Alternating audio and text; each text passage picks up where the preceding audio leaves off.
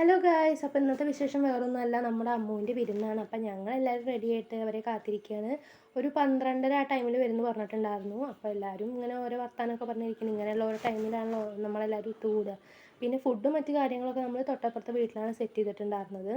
പിന്നെ ഞാൻ അങ്ങനെ ജസ്റ്റ് ചെറുതായിട്ടൊന്ന് വീഡിയോ എടുത്തു എന്നേ ഉള്ളൂ. ഇന്നിപ്പോൾ അവർ വരുമ്പോൾ 2 ദിവസമൊക്കെ നിൽക്കും അവരിവിടെ.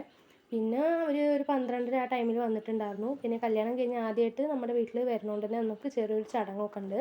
അങ്ങനെ അവർ വന്ന് ഒരു പടിക്കൽ അവിടെ തന്നെ നിർത്തിയിട്ട് വിളക്കും താലൊക്കെ എടുത്തിട്ട് സ്വീകരിക്കും. പിന്നെ ഗുരുതി ഒഴിഞ്ഞ് കളയും.